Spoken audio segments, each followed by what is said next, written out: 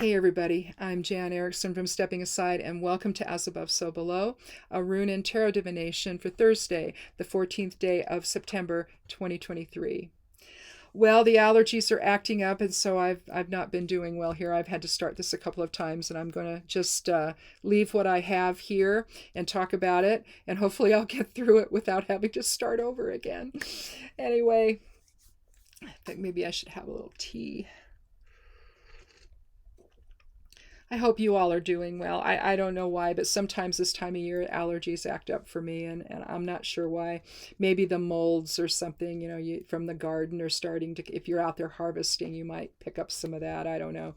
But it's, plus we've got a lot of stuff in bloom still, and maybe I'm picking up some of that because I was outside yesterday. But anyway, let's go ahead and get started with the runes. We have Gebo, which is the seventh rune of the Elder Futhark on the higher side of things, the above side of things today. So the soul side, higher awareness and all of that. This is about balanced energy exchange with others. It's the gift of reciprocity or the gift of partnership or marriage. But it's coming together in full clarity, although it looks like Isa twice crossed, which is present moment awareness. It's a Norn rune of the present moment. You're also looking at Kenaz in all directions, and that's the torch or the light of spirit expressing that outward to everybody that you come in contact with.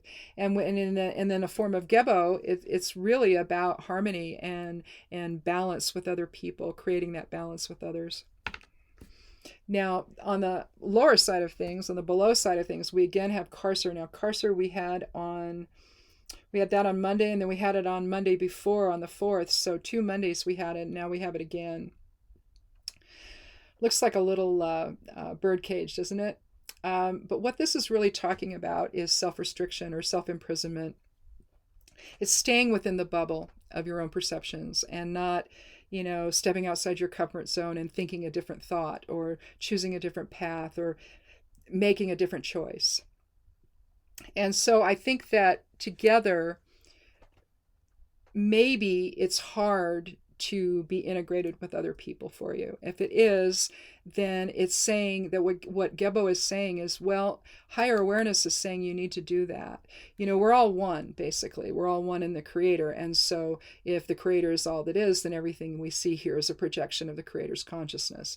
And we're just aspects of that. And so if that's the case, then we're all part of the Creator. So we're all one energetically and on the soul level. And so if what I'm saying is true there, then that's the whole point of being here, is finding a way not only to deal with the theme that you come into form with, into physical reality with, but also to find a way to integrate with one another and to understand the harmony, the basic fundamental family that we all belong to, that we're just aspects of the same Creator. And so even though there might be struggle within that, ultimately the goal is to understand that one fundamental truth. And so it may be hard for some people to step outside their comfort zone and come together in integration with other people and in partnership. And whether this is at work or in your personal life with friends or neighbors or family or what have you, I think that what it's suggesting today is that we do that. We step outside our comfort zone and maybe come together in some kind of reciprocity with other people, try to work together with them instead of always being at odds with them, finding the reason to do that. And what I have in terms of the, let me see what the numerology is here. We have a 7 with Gebo, and then another 7. We have the 7 of Wands here with the first card. And then we have the High Priestess, which is card 2. So we have 7, 7, 2, and then 4 with the Emperor. So we have 14 and 6. 14 reduces to 5. 5 and 6 is 11.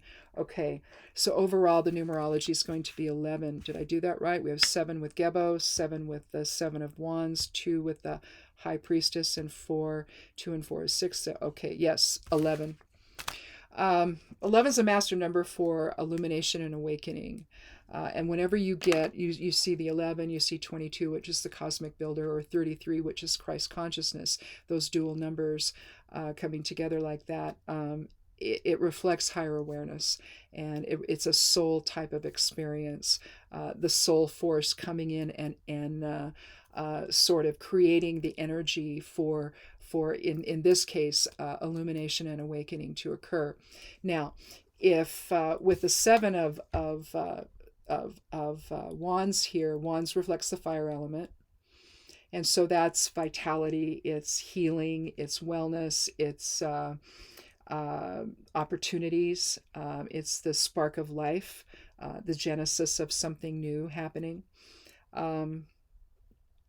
And with 7, we want to do that in balance. Well, in this case, he's standing on higher ground.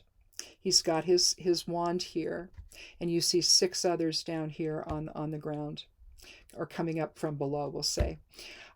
Now you can look at that. I went and I'll just tear this off my numerology.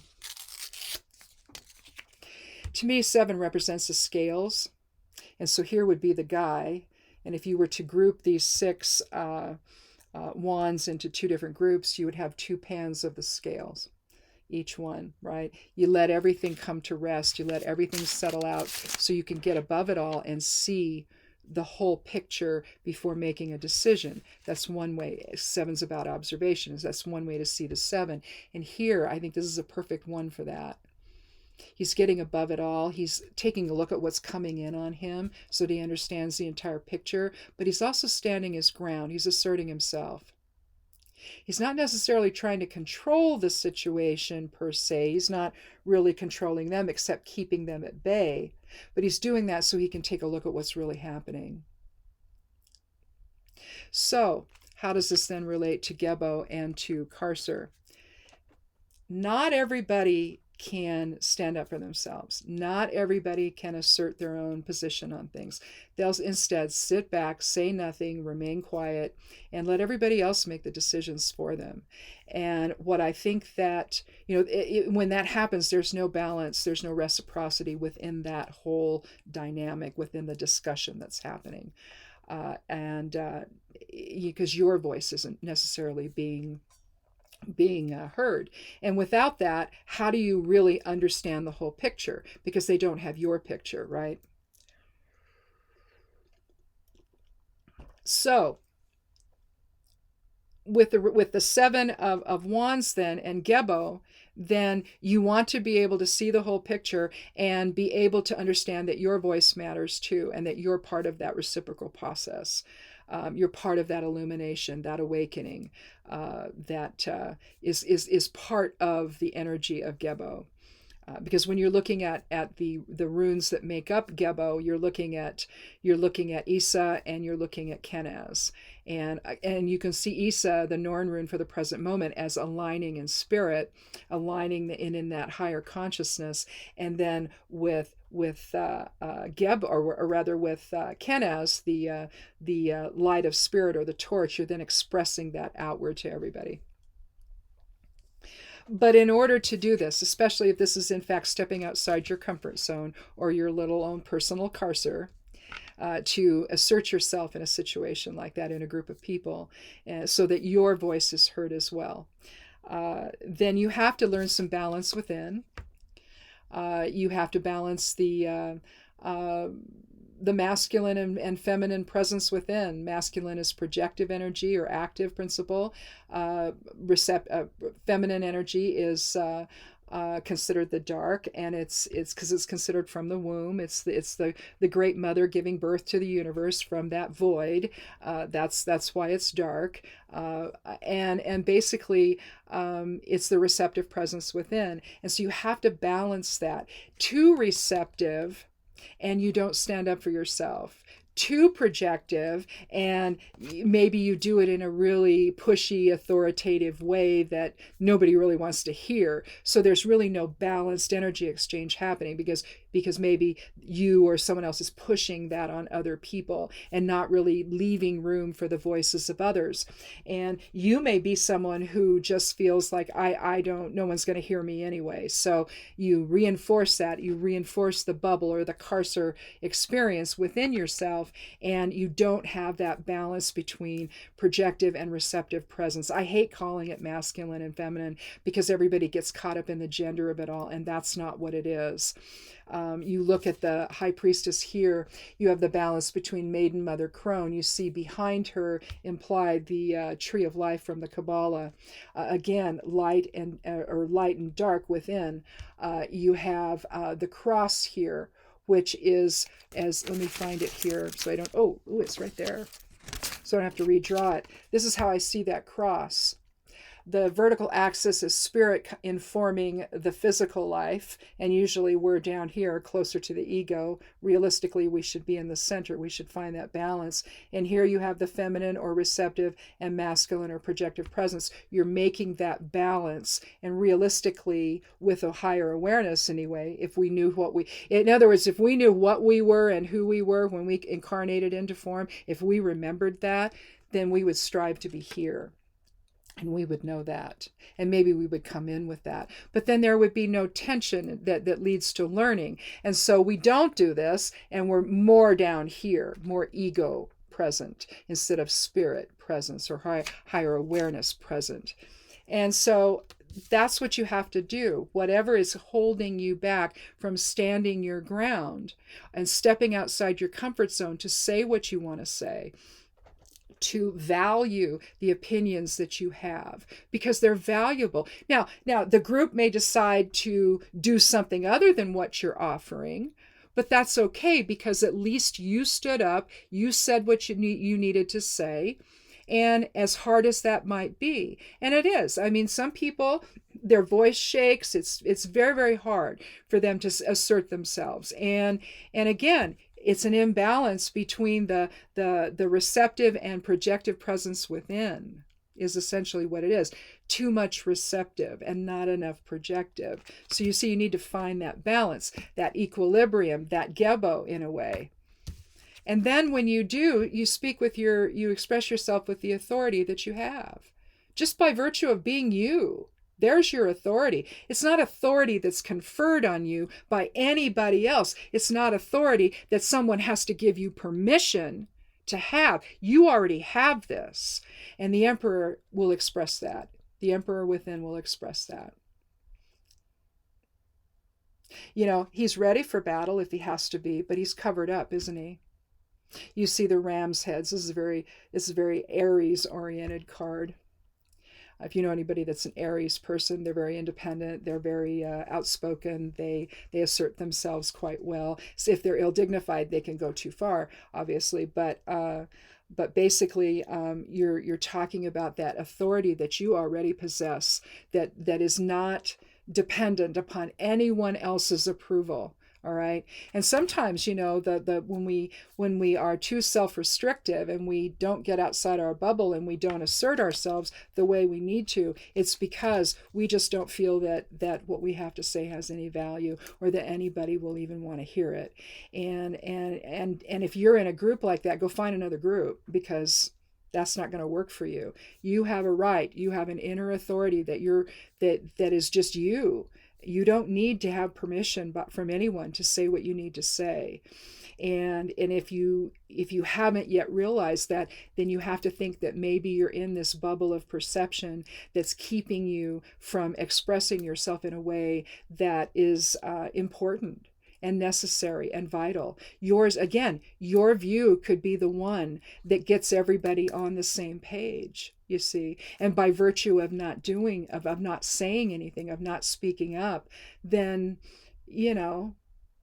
it's like I remember being in a situation where we're in this group and you got people that never speak up, right? And sometimes I'm one of them. I'll just sit back and watch. And it's not that I won't say what I think. I will. But sometimes I feel like, I don't know that I want to say anything right now. I'm not sure it's going to be well received, because maybe I'm going to say something controversial, which I do anyway. But the idea that you'll have somebody that will has always been quiet and will suddenly speak up. I mean, you see this in families. You have like the little child that speaks up, and suddenly everybody's looking at the kid going, oh. And that, out of the mouths of babes, basically. Or you'll hear somebody say, oh, it's always the quiet ones. You never know what's going on in their head. And all of a sudden, someone who stays quiet all the time speaks up, and it's like, there's your answer. There's your solution, right? So I think that with the Seven of Wands, you're not just standing your ground, but you're expressing your own authority to do so. And you don't need to wait for anybody to give you permission to do that. You have permission because you exist. There's your permission. And some people, they just haven't gotten there. Maybe growing up, if they tried to say anything, maybe their parents wouldn't let them speak, or one parent wouldn't let them speak, or you were afraid to, or something. Maybe every time you do, maybe you're shot down, and it's done in a way that's oppressive. And so I think there's always a way to understand somebody that doesn't speak up for themselves. I think there's a reason for it. But in the meantime, you're keeping yourself in this restrictive place where you don't speak up for yourself, and you don't say what you think ought to happen. Again, even if everyone decides to do something else, at least you did that. You used that inner authority to express that authority outward to people, and that's a good thing. And again, doing it in a way that's balanced. So that you're not, and that's what the High Priestess is suggesting here. Do it in a way that's balanced. So does Gebo. So you've got a lot of harmony there. The 2 with the High Priestess indicates balance. Also reciprocity. So if I were to put these, I could literally put the Carcer rune above the 7 or above the Emperor. To suggest that you've got to step outside your comfort zone today and express yourself in a way that respects other people's views, but exercises the authority that you have intrinsically, that nobody gets to decide you have but you. You're the one that decides that, nobody else. And even if it means you got to raise your voice and say, no, I want to be heard, then people may turn around and go, oh, okay, what? And then you say what you say. Maybe you're the one with the solution, right? And maybe you come out of the meeting, if you're in a meeting or the gathering or whatever, with people looking at you a little bit differently. So maybe the next time there's a conversation like that, maybe instead of waiting for you to say something, maybe they ask you. You see what I'm saying? So use the inner authority that you have, that nobody can take away from you. Nobody can decide you can have it. It's yours, and express yourself in a way that respects others. That's part of the equation here. Become part of that experience in a way that expresses reciprocity and higher awareness. And at the same time, your own inner authority that you have naturally. It's yours. Again, no one else confers that on you but you. It's just there. It's just whether or not you want to acknowledge it and then use it.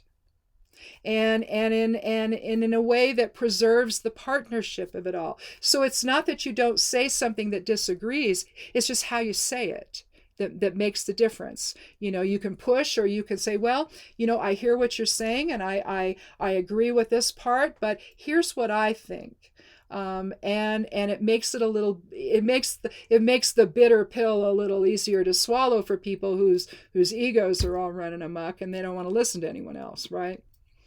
So you remain quiet about it. You unless you need to get their attention or something. But then you get quiet about it and you just very quietly say, "This is what I think, and I like what you said, and I like what you said here. But here's what I think," and just go from there and see how that goes. You might find that at the end of the day, essentially, that you've discovered an inner power that feels pretty good. And you feel at that point, suddenly, I was heard, I was listened to. They might have rejected me, but at least I was heard. At least I said what I needed to say. All right? So you don't do it to necessarily control the outcome. You just do it to be the voice, another voice in the equation and in the room. So anyhow. So it just seems like with Monday and the Monday before with Carcer here, it's like we're having to step outside our comfort zone a lot these days. With the first time on the 4th, we had Yira, and that was an unfolding awareness that you have to do that. And then Isa was aligning in higher awareness on Monday, and letting that come through and be the impetus for stepping outside your comfort zone. And then today it's about partnership and marriage and integration with others within a group of people, maybe balanced energy exchange with others. If there's only one voice in the equation being heard, where is the balance? You see, where is the real clarity? Because you only have one perspective being heard. All perspectives deserve to be heard. And as hard as that might be, I think you'll find as you begin to do that, you feel better. And pretty soon people start asking your opinion instead of just assuming you're not going to have one. When in fact you do, you do. So anyway, well, we did it. And I didn't cough myself silly doing it. So that's a blessing. Anyway. Thanks for watching, and thanks for coming by. And if you haven't yet clicked subscribe, I'd love you to do that. And check out my website, my blog, Stepping Aside. The web address there is imsteppingaside.com. I'm in a lot of places on social media. If you click on more below the video, it opens up a box that talks about all that. It has the website address, Stepping Aside's address there, and then it has a description of what I do here. And then below that, you'll find all and I need to take a look at it here before I upload this today and make sure that all of the places, I think Threads is on there now, but everywhere I'm at on social media, if you want to follow me over there, talk to me over there, that'd be cool. And anyway, thanks for watching. Come back on Monday for another edition of As Above, So Below. Be good to yourself, be good to one another, and blessed be.